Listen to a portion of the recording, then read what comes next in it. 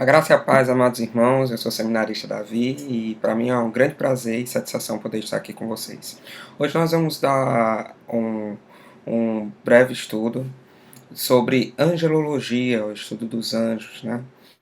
É um assunto bem pertinente da gente se falar, porque é um assunto que traz muitas curiosidades, muitas dúvidas sobre quem são os anjos, quais são qual a sua função nos dias de hoje, quais são as suas características, a sua hierarquia, e eles têm um papel importante dentro da doutrina da igreja, porque nós vemos a presença de anjos em todo o enredo bíblico. Desde o Antigo Testamento, lá no Gênesis, quando você vê que já havia um anjo caído dentro do Jardim do Éden, você vê também anjos que são colocados com espada de fogo para guardar a entrada do Jardim do Éden, para que ninguém mais pudesse entrar. Você também vai ver os anjos por todo o enredo bíblico até chegar ao Apocalipse, quando nós vemos os anjos com as trombetas, né, anunciando a vinda do Messias e o juízo final. Vamos, antes de começar, de fato, a explicar esse assunto tão interessante, pertinente para a igreja, vamos baixar nossas cabeças e elevar as nossas mentes em oração. Oremos. Senhor nosso Deus e Pai, muito obrigado, Jesus, por mais esse dia, Senhor. Obrigado, Senhor, porque mesmo com tantas dificuldades, com tantos percalços, com tantas situações, Senhor, que nos colocam em provas, com tantos desafios que enfrentamos no dia de hoje, o Senhor renovou as nossas forças e nos trouxe até aqui, Senhor, para ouvir, para buscar, para tentar entender e aprender mais de Ti, Senhor. Ó Jesus, te pedimos, Senhor, para que o Senhor perdoe os nossos pecados. Perdoe os nossos pecados tanto por palavras quanto por atos ou pensamentos. Perdoa, Senhor, os nossos pecados da ignorância que cometemos, Senhor, por ignorância mesmo, sem saber que estamos cometendo, Senhor. Ó Deus, mas mesmo assim, entristecemos o teu coração. Perdoa-nos, Deus, porque nós somos homens e mulheres falhos, Senhor, pecadores, que são totalmente dependentes e precisam de Ti, Senhor. Ajuda-nos, Senhor. Esvazia, ó Deus, os nossos corações, do nosso orgulho, da nossa prepotência. Enche-nos, Senhor, do Teu Espírito. Dá-nos, Senhor, da Tua paz. Traz, Senhor, as nossas mentes cativas em atenção, Senhor, para Ti, para que nós possamos estudar e aprender, Senhor, melhor da Tua palavra, Senhor, da Tua doutrina, da sã doutrina, que é revelada nas Sagradas Escrituras. Ajuda-nos, ó Deus. É o que pedimos e agradecemos no Teu nome. Amém. Gente, quando a gente vai falar de angelologia, né, ou alguns chamam também de angeologia, é interessante a gente estudar isso com algum texto bíblico de background. Então, eu convido você a abrir sua Bíblia, se você tiver aí, ou acessá-la no celular. Se você não tiver, não tem problema, eu vou ler o texto para você, que se encontra no livro de Lucas, no capítulo 1, do verso 1 ao verso 23. É uma passagem muito rica, que nós vamos ler agora. Ora, aconteceu que, exercendo ele diante de Deus o sacerdócio da ordem do seu turno, coube-lhe por sorte, segundo o costume sacerdotal, entrar no santuário do Senhor para queimar incenso. E durante esse tempo, toda a multidão do povo permanecia na parte de fora, orando. E eis que lhe apareceu um anjo do Senhor em pé, e à direita do altar do incenso. Vendo Zacarias, turbou-se e apoderou-se dele o temor. Disse-lhe, porém, o anjo: Zacarias, não temas, porque a tua oração foi ouvida. Isabel, tua mulher, te dará à luz um filho, a quem darás o nome de João. Em ti haverá prazer e alegria, e muitos se regozijarão com o seu nascimento. Pois ele será grande diante do Senhor, não beberá vinho, nem bebida forte, e será cheio do Espírito Santo, já do ventre materno. e converterá muitos dos filhos de Israel ao Senhor, seu Deus. Irá diante do Senhor no espírito e no poder de Elias, para converter o coração dos pais aos filhos, converter os desobedientes à prudência dos justos e habilitar para o Senhor um povo preparado. Então perguntou Zacarias ao anjo: Como saberei isto? Pois eu sou velho e minha mulher avançada em dias. Respondeu-lhe o anjo: Eu sou Gabriel, que assisto diante de Deus, e fui enviado para falar-te e trazer-te estas boas novas. Todavia, ficarás mudo e não poderás falar até o dia em que estas coisas venham a realizar-se, porquanto não acreditaste nas minhas palavras, as quais, ao seu tempo, se cumprirão. O povo estava esperando a Zacarias e admirava-se de tanto que se demorara no santuário. Mas, saindo ele, não lhes podia falar. Então entenderam que tiveram uma visão no santuário. E expressava-se por acenos e permanecia mudo. Sucedeu que, terminados os dias do seu ministério, voltou para casa. Amém. Amém. Zacarias era um sacerdote, e como tal, o sacerdote ele tinha que apresentar uma vez ao ano, né, o queimar incenso no Santo dos Santos. E era feito, de fato, um rodízio. Era feito um rodízio que acontecia por meio do lançamento de sorte. Era um costume muito comum, de fato, né? Um costume muito presente na cultura hebraica, porque entendia-se no Antigo Testamento, principalmente, que a sorte era a manifestação da vontade de Deus. E nesse momento foi sorteado o nome de Zacarias, para que ele fosse ali e queimasse incenso. Zacarias não sabia que esse momento, além de perigoso, porque um sacerdote que entrasse naquele local estando impuro, ele seria completamente fulminado, e por isso amarrava-se uma corda com sinos, né, nele para saber se ele estava bem ou não. E se ele morresse, as pessoas puxavam o corpo pela corda.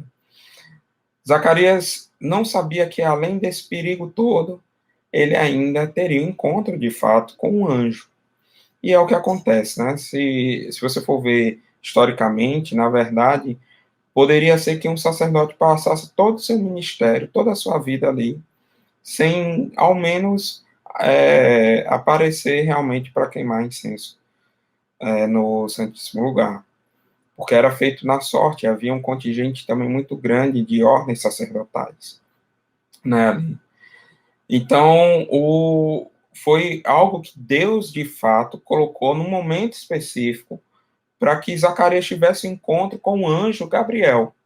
E aí a gente pode pensar, bacana, muito interessante. Mas por que Gabriel? Por que um anjo? Por que o anjo ali é que foi falar com Zacarias? Por que os anjos aparecem dessa forma? Como são eles? Né? Ou, se fosse no Globo Repórter, a gente poderia fazer as perguntas de como são, onde vivem, o que comem, né? Onde moram. E é basicamente esse tipo de pergunta que a gente se faz com relação aos anjos. Em 1820, um jovem chamado Joseph Smith acordou no meio da noite com a luz intensa que irradiava dentro do seu quarto. E quando abriu os olhos, ele se deparou com a visão de um anjo. Um anjo que se identificou como anjo Moroni. Esse anjo carregava duas tábuas, como as tábuas de Moisés, só que totalmente douradas e escritas em egípcio antigo. E ele traduziu, né, deu a Joseph Smith a função de traduzir o que estava ali, dizendo que eram as novas revelações de Deus à humanidade. Revelações, inclusive, superiores ao que já havia sido revelado nas Sagradas Escrituras, tanto no Antigo quanto no Novo Testamento. Séculos antes, um pastor de cabras chamado Mohammed, ele vai procurar uma das cabras que fugiu entra numa caverna e se depara com um anjo que traz a ele também novas revelações, dizendo que havia vindo da parte de Deus, trazendo essas revelações, e essas revelações não existiam e eram totalmente novas, superiores à ideia da religião, das revelações que já havia dentro do judaísmo e do cristianismo. Nasceu assim o islamismo. O ministério do apostolado, na maioria das vezes, quando é defendido por alguns pastores, ele é defendido com a ideia de que essas pessoas ouviram ou tiveram sonhos ou algum tipo de experiência sobrenatural com anjos. E esses anjos teriam testificado o seu ministério apostólico, né? E baseado nisso, a gente vê que, na verdade, a maioria das religiões que nascem depois do surgimento do cristianismo, eles vão trazer consigo a justificativa de que houve um anjo, a aparição de um espírito ou algo do tipo que os trouxe para a criação dessa nova religião. Cerca de mais de 50% das pessoas dentro dos Estados Unidos dizem já ter visto, sentido ou tido algum sonho ou sensação com a aparição de algum anjo. E aí, por causa de todos esses fatos, é que é tão importante a gente entender um pouco sobre os anjos e qual que é o ministério atual desses anjos, né? Como é que a gente se relaciona com eles, né? Baseado nisso, é importante que a gente entenda que algumas coisas são muito importantes da gente dizer sobre os anjos, tá? Primeiro que a primeira divisão que foi feita sobre os anjos na teologia é de um homem, dos patriarcas da igreja primitiva, chamado Dionísio o Areopagita. Ele dividiu os anjos em 3 classes. A primeira, constituída dos tronos, querubins e serafins. A segunda, constituída dos demônios e dos poderes. E a terceira, dos principados, arcanjos e anjos. Tá? Os da primeira classe eram descritos como gozando de máxima e estreita comunhão com Deus, assistindo diretamente ao trono de Deus. E por isso neles resplandecia a luz de Deus. Então, os da segunda classe eram iluminados pela luz que resplandecia dos anjos da primeira classe. E os da terceira classe eram iluminados pela luz que resplandecia dos anjos da segunda classe. Essa divisão, ela não tem um embasamento bíblico concreto, tá? É uma inferência teológica que foi feita na Idade Primitiva. Inclusive, Agostinho de Hipona iria dizer que ele defendia com ênfase que os anjos bons, né, por sua obediência, eles se achegavam cada vez mais próximo do trono de Deus, e eles eram recompensados com o dom da perseverança, o dom que trouxe consigo a segurança de que eles jamais cairiam, tá? Então, nessa defesa de Agostinho de Hipona, ele diz que os anjos que permaneceram com Deus nos céus, nas alturas, após a queda dos anjos, eles continuaram e permanecem bons, de modo que eles são, inclusive, incapazes de pecar atualmente, por causa dessa obediência perpétua e recompensadora que é colocada a eles como um dom. Para a gente entender um pouco melhor, é bom saber qual que é a definição de anjo.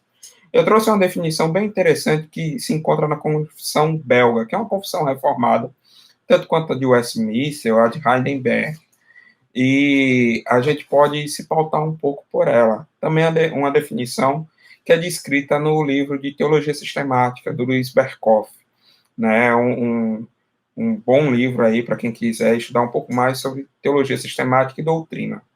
Ela diz assim: Deus criou também os anjos bons para serem seus mensageiros e servirem seus eleitos, alguns dos quais caíram daquele estado de perfeição em que Deus os criara, para a eterna perdição deles, e os outros, pela graça de Deus, permaneceram firmes e continuaram em seu primeiro estado.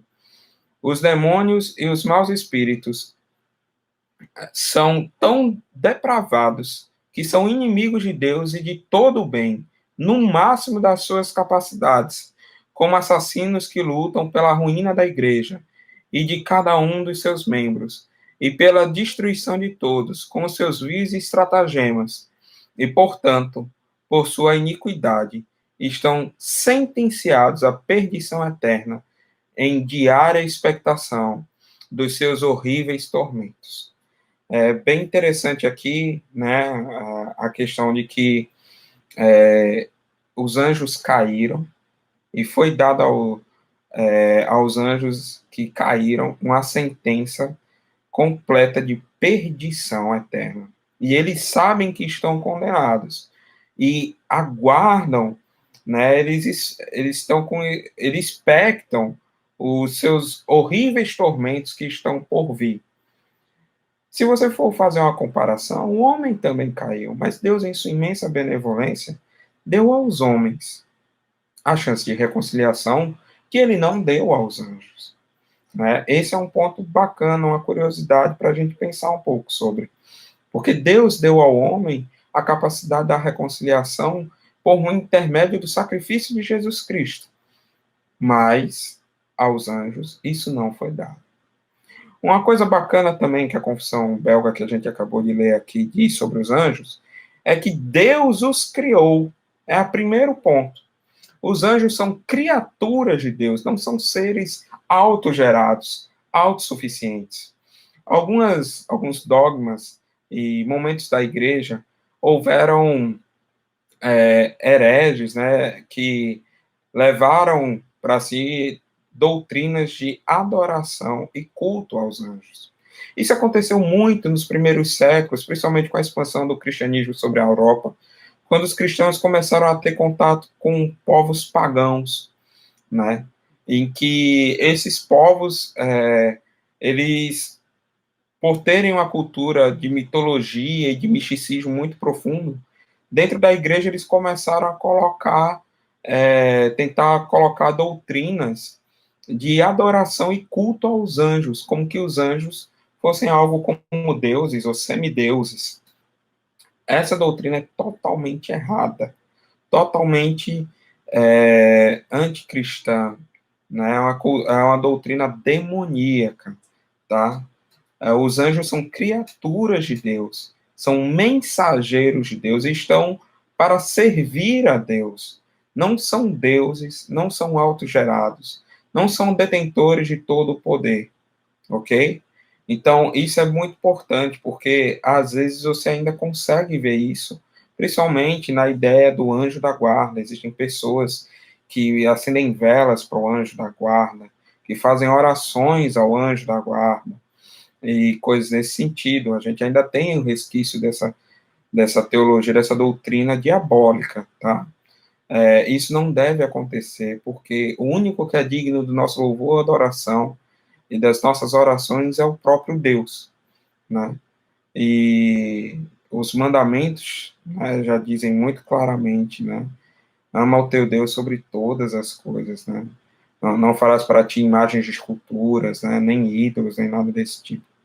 Então, o nosso único alvo de louvor, adoração, de contrição é o próprio Deus. Jamais seriam os anjos.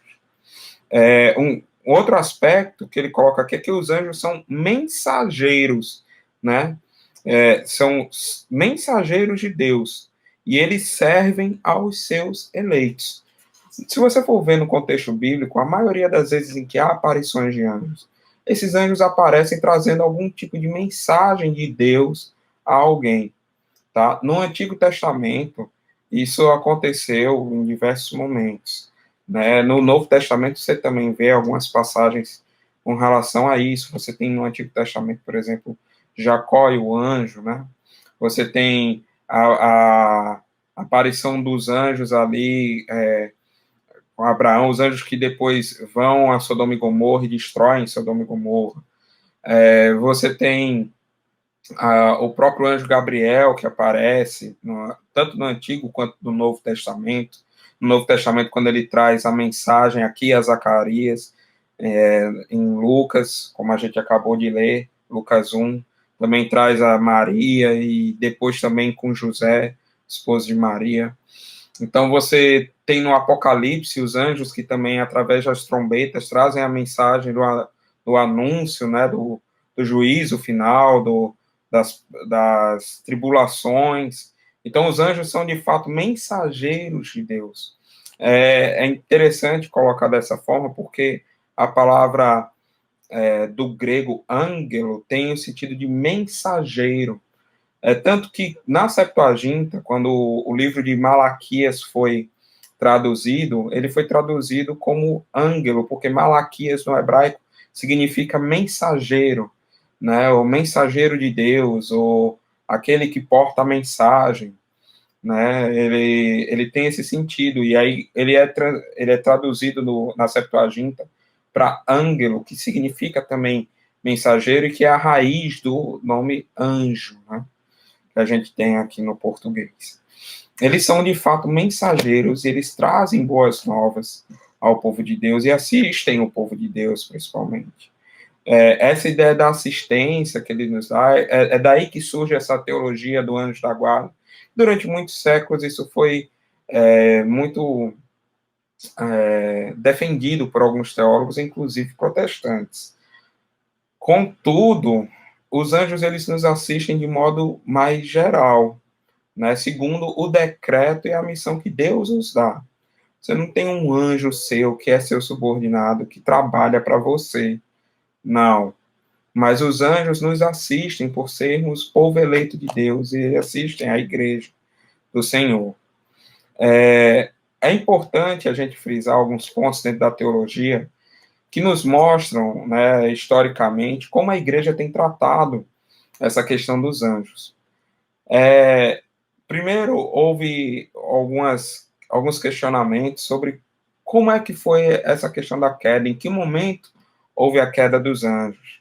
Né? A gente sabe que Satanás já era caído, né, antes do Éden, porque ele estava lá presente, né, no formato da serpente. Mas quando se falava da queda dos outros anjos que o acompanharam, antigamente, na, na história da igreja primitiva, muitos faziam exegese ligando ao texto de Gênesis 6, que diz que os filhos de Deus, e aí essa terminologia era muito usada para os anjos, se interessaram pelas filhas dos homens, né? E a exegese, ainda muito rudimentar da época, foi feita aí da ideia de que os anjos tinham tido desejos sexuais pelas filhas dos homens, e esse interesse dos anjos nas filhas dos homens é que teria sido o motivo da queda desses anjos. Hoje, numa exegese mais moderna e mais rica, a gente tem uma compreensão melhor desse texto, que nos mostra que, na verdade, esse texto estava falando do povo, né, que era da descendência, né, que era separada para Deus, que se misturava com as filhas de outros povos que eram pagãos e que não honravam os costumes, né, de honrar a Deus e servi-lo como Deus tinha estabelecido, né, principalmente na questão de sacrifícios, tá? Essa foi uma ideia que depois foi sucedida durante a história da igreja, no crescimento do racionalismo no século XVIII, pela ideia de que os anjos eles nem sequer existiam de fato. Essa ideia é a ideia que é defendida pela teologia liberal, em que eles acreditam que as Sagradas Escrituras, na verdade, não são literais, não devem ser interpretadas de modo literal, mas que elas contêm uma mensagem moral por trás, contêm um fundo, um background que traz algum tipo de aprendizado ou lição para o ser humano, mas que não necessariamente o que tem na Bíblia é como está na Bíblia. E aí, nesse argumento, eles dizem, inclusive, que os anjos não existem. Eles gostam da ideia dos anjos, no sentido de mostrar que Deus tem um cuidado especial para com a igreja, mas eles não admitem a existência de anjos de fato. Na verdade, isso acontece não no século XVIII. Se você voltar na época de Cristo, isso já acontecia com os saduceus. Você vai ver que havia alguns grupos dentro da sociedade judaica, e ali você tem como figuras muito fortes, né, principais, os fariseus e os saduceus. Os saduceus, eles não acreditavam, por exemplo, na questão dos anjos. Também não acreditavam na ressurreição dos mortos. Eles eram mais céticos, um tanto intelectuais, assim, ou metidos a um intelectualismo maior. E aí, nessa ideia, você vê a semelhança do saduceu com o teólogo liberal de hoje, né? Se você analisar, há paralelos muito claros entre esses dois grupos, mesmo em épocas tão distintas. A gente sabe que negar a existência dos anjos é uma coisa muito complicada e muito perigosa de se fazer, porque se a gente passar a entender que os anjos não existem, a gente vai estar dizendo que a Bíblia está mentindo. E se a Bíblia está mentindo sobre os anjos, o que garante que ela não esteja mentindo sobre outra coisa? O que garante que ela não esteja mentindo sobre o sacrifício de Jesus? O que garante que ela não está mentindo sobre o plano da redenção? Sobre a história de como Deus cuidou do seu povo, o povo eleito, desde o Gênesis, e guardará até a consumação dos séculos. Dizer que os anjos não existem, que a Bíblia é apenas um apanhado de lições morais, que está no fundo de fábulas, é colocar a inerrância bíblica em xeque, portanto, a nossa fé também em xeque. Então, nós não podemos acreditar dessa forma. Os anjos são relatados na Bíblia em diversos momentos como mensageiros de Deus, detentores de muito poder, e que são reais, são criaturas reais. Então, a gente pode começar a conversar sobre como é que esses anjos de fato são. Quais são as características desses anjos, né? Por que que isso acontece? Bem, a primeira coisa que nós podemos entender e pensar um pouco sobre eles é que os anjos, eles, apesar de estarem presentes desde o Gênesis até o Apocalipse em diversas passagens, nós não sabemos muito sobre a origem dessa raça, que é chamada de anjos. Ela é mencionada várias vezes, mas apesar disso, a gente não tem uma única passagem clara sobre como esses anjos se originaram, como foi feito o processo de criação do anjo. A gente tem em Gênesis a criação do homem, né? Que Deus modelou o homem, né? Do pó da terra, soprou nas suas narinas o fôlego de vida. Da mulher, né? Que foi feita a base da costela do homem, né? Deus colocou o homem num sono profundo, tirou sua costela e fez para ele um auxiliador, um ajudador. Mas sobre os anjos, nós não temos uma passagem sequer que diga como os anjos foram concebidos, ou em que momento exatamente eles foram concebidos. Nós podemos inferir por uma passagem que está no livro de Jó, capítulo 38, do verso 4 ao 7, de que os anjos eles já existiam no momento da criação. Porque, segundo o livro de Jó, nessa passagem, se você quiser, a gente pode. Vamos abrir essa passagem? Livro de Jó, capítulo 38, do verso 4 ao 7, diz assim. Isso aqui é Deus, né, falando com Jó, né, perguntando a Jó sobre, fazendo Jó raciocinar sobre quem ele era perante quem Deus é. Deus pergunta a Jó, onde estavas tu quando eu lançava os fundamentos da terra? Dize-mo, se tens entendimento. Quem lhe pôs as medidas, se é que o sabes? Ou quem estendeu sobre ela o cordel? Sobre que estão fundadas as suas bases? Ou quem lhe assentou a pedra angular? Quando as estrelas da alva, juntas, alegremente cantavam, e os filhos de Deus rejubilavam. Essa expressão, filhos de Deus, é uma expressão muito usada e também foi usada em Gênesis 6, para falar ali dos anjos, né, que no hebraico é uma das traduções ali. E aí, aqui ele coloca o aspecto de que os anjos estariam ali presentes, e assim como as estrelas da alva, eles estavam jubilosos na criação de Deus, na criação do mundo, do paraíso. A gente entende, então, pode inferir que os anjos eles foram criados em algum momento antes do sétimo dia, que é quando Deus conclui a sua criação, mas que eles não foram criados antes do firmamento do reino celeste como um todo, mas no processo, após a criação do reino celeste. Nós não sabemos exatamente quando, em que momento da criação eles foram feitos, mas sabemos que eles observaram em algum momento a criação, quando Deus ainda estava criando.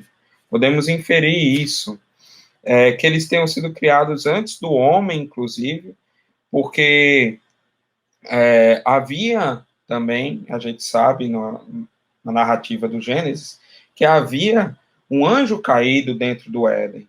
Então, os anjos já existiam naquele momento. Eles viram a criação e a queda também ocorreu, né? A queda de Satanás ocorreu antes da criação do Éden, porque ele já estava ali como caído, né? Outro ponto é que eles foram criados como seres pessoais. Isso é uma característica que nós sabemos sobre os anjos, porque eles se apresentam de forma inteligível. Nas passagens bíblicas em que há as aparições mais fortes dos anjos, você vê que ele se apresenta com um nome, como, por exemplo, Gabriel se apresentou no texto que acabamos de ler, em Lucas, capítulo 1. Né, ele fala a Zacarias, eu sou Gabriel. Né, ele se identifica como uma persona. Eles são seres racionais, né? Nessa questão de serem realmente pessoais e individuais, você vai ver que tem a apresentação não só do Gabriel, mas do próprio Satanás, do anjo Miguel. São formas não eram formas impessoais, energéticas, cosmológicas, mas eles adquirem uma forma inteligível ali para as pessoas, para o público que eles falam, né, nas aparições ao longo do enredo bíblico. São seres racionais, totalmente inteligentes, porque nós podemos ver diversas passagens em que esses anjos eles têm diálogos com os seus receptores, né, os receptores da mensagem. Você vê o diálogo claro aqui de Gabriel com Zacarias, você vê também Gabriel falando com Maria, você tem Gabriel falando com José, você tem inúmeras passagens, né, os anjos ali que estavam junto com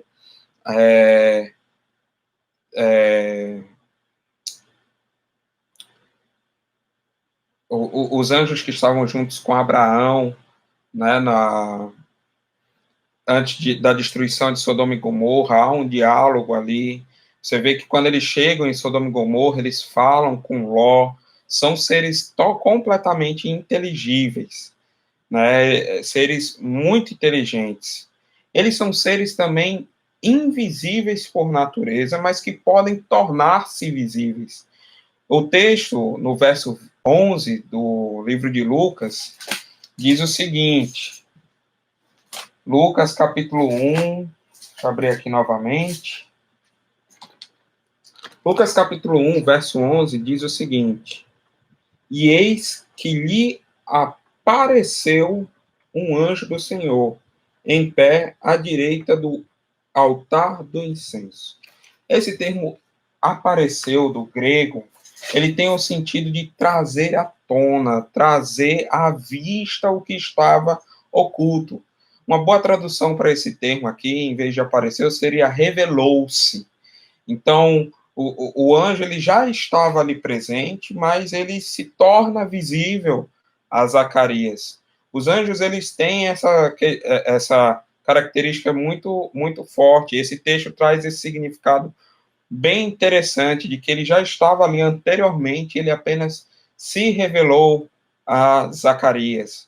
De modo que os anjos estão à nossa volta, num mundo espiritual que nós não conseguimos ver, mas eles conseguem revelar-se numa forma inteligível ao ser humano, ainda que muitas vezes essa forma não necessariamente seja uma forma humanoide, tá? Com braço, perna, tal. Algumas vezes isso pode acontecer de uma forma até animalesca, né? Vamos dizer assim, como a gente tem a descrição dos animais lá no Apocalipse. Mas, de toda forma, a gente ainda consegue compreender em algum aspecto, né? Com figuras, com coisas que são do nosso mundo. Né? Não é uma energia, algo de uma quinta dimensão que a gente não consegue compreender. Ok? Mesmo em Isaías, quando você tem a aparição dos anjos com asas, né? Com 6 asas que cobrem os rostos, com 2 voam, com as outras 2 cobrem os pés, você tem o Isaías consegue compreender a figura, né? Então eles se mostram de forma inteligível. Aparentemente eles não têm um corpo, um corpus, né? Do latim, no sentido de corpo físico. Eles não estão limitados às limitações que o nosso corpo tem. Então, o anjo não vai ter fome, um anjo ele não está restrito a um tempo e espaço, eles são imortais, eles não têm necessidades corpóreas, eles vão conseguir, sim, atravessar objetos físicos. Eles não têm um corpo físico como o homem tem, mas eles conseguem assumir formas como de corpos, tá? Alguns, dentro da teologia, na história teológica, tentaram defender a ideia de que os anjos teriam um corpo físico, mas isso rapidamente caiu por terra, porque você tem relatos do anjo Gabriel aparecendo em Daniel, por exemplo, e depois ele aparecendo também para falar com Maria, com José, aqui com Zacarias. E o período disso daria mais de 500 anos. Então, esses anjos são imortais também, não têm as limitações que o nosso corpo tem. Eles também manifestam um grande poder que o nosso corpo não tem. Se você for ver no enredo bíblico, nas aparições de anjos, de modo poderoso, você vê, por exemplo, as pragas do Egito, a 10ª praga, é um anjo que vem e leva a vida de todos os primogênitos egípcios e preserva a vida de todos os primogênitos que são judeus. Então, ali há um momento de evidência de um poder extremo, um poder sobre a vida, né, de retirar a vida do homem, que Deus deu ali aquele anjo. Você vê os anjos que destroem Sodoma e Gomorra com um poder realmente devastador ali de destruição que a gente, no nosso corpo simples, humano, material, não vai ter. Você vê anjos com espadas de fogo, né? E ali você tem noção de um poder celeste dado por Deus para que impeça o homem de voltar, né, ao paraíso ali, ninguém mais pudesse voltar depois da expulsão do homem, da queda da humanidade. Então, eles têm um poder, uma manifestação poderosa, muito, muito, muito grande, tá? Os anjos também, o que a gente sabe sobre eles é que existem anjos bons e anjos maus. A Bíblia dá poucas informações a respeito do estado original dos anjos, como é que eles eram inicialmente. Nós lemos, porém, que no fim da obra da criação, Deus viu que tudo que ele fez era bom.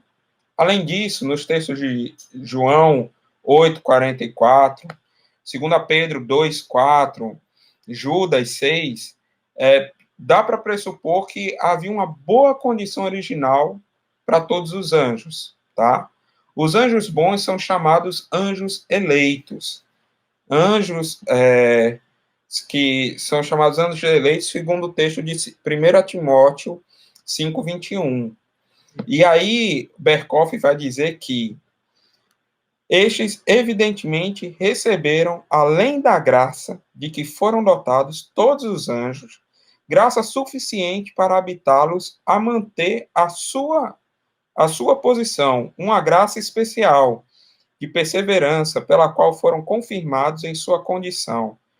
Tem, tem havido muita especulação inútil acerca do tempo e do caráter da queda dos anjos. Contudo, a teologia protestante, em geral, contentou-se em saber que os anjos bons conservaram seu estado original bom, foram confirmados em sua condição e agora, porém, são incapazes de pecar.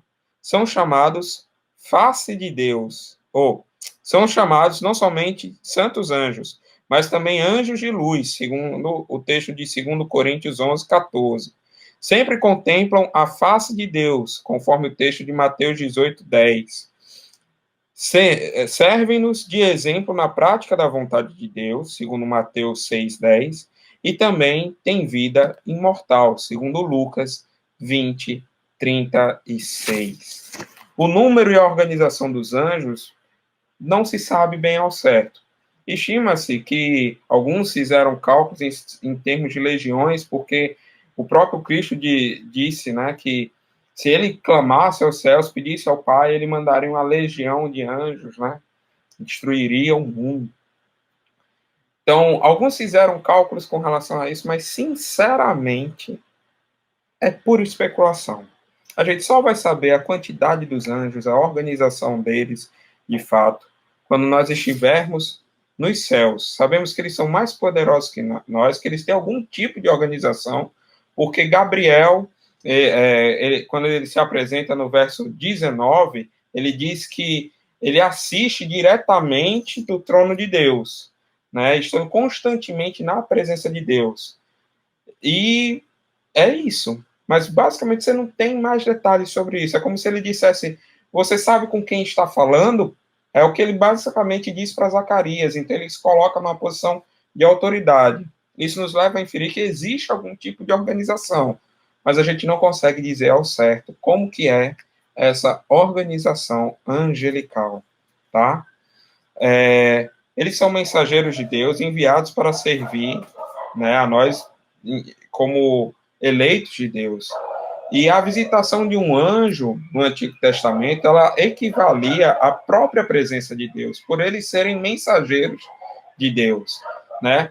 Às vezes o anjo ele era confundido com o próprio Deus no Antigo Testamento, conforme Gênesis 18, 2, e também a ideia de Jacó e o anjo, né? Como eles eram enviados por Deus, os anjos o representavam de fato.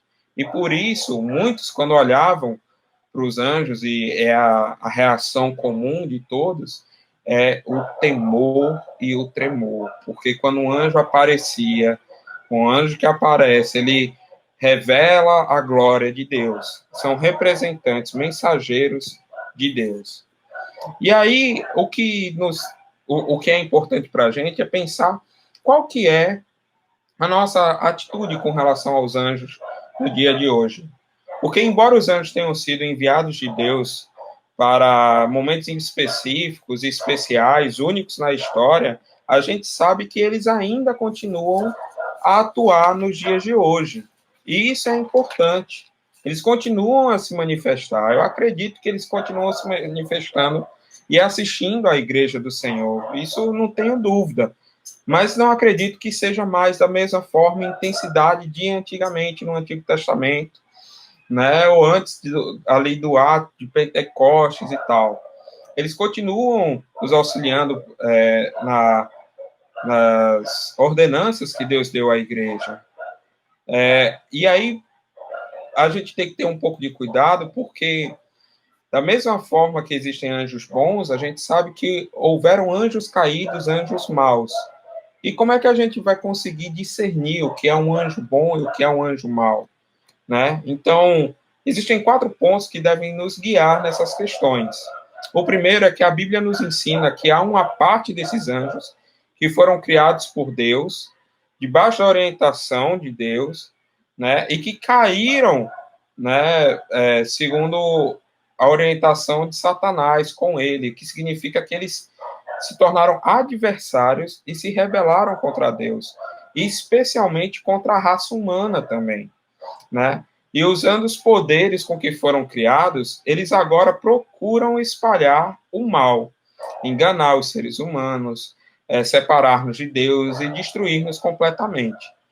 A história da queda dos anjos, a gente também não sabe dizer ao certo como se deu, né? Mas a gente sabe que o inferno é o lugar de tormento de Satanás e dos seus anjos, e que eles sabem que isso vai acontecer, e que Satanás não é o rei do inferno, ele é mais um que será preso no inferno.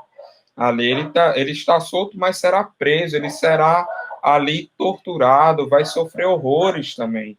A gente tem a ideia da teologia católica, né, que mostrava aquele demônio com tridente e tal, espetando todo mundo e sendo o grande torturador do inferno, mas não, lá ele estará preso junto com os seus anjos. Se a gente sabe que a Bíblia diz que se um anjo é, um demônio, né, um anjo mau, ele aparecer, ele pode tentar nos enganar. Se um anjo aparecer, como é que a gente vai saber? Como é que a gente vai se perguntar, vai conseguir discernir se ele é de fato bom ou mal? Por isso que não tem como. E aí no Novo Testamento, ele não nos encoraja a procurar contato com esses seres, porque a gente não teria como discernir de fato se aquele anjo é bom ou não, sem as Sagradas Escrituras, e ainda assim eles tentariam nos enganar.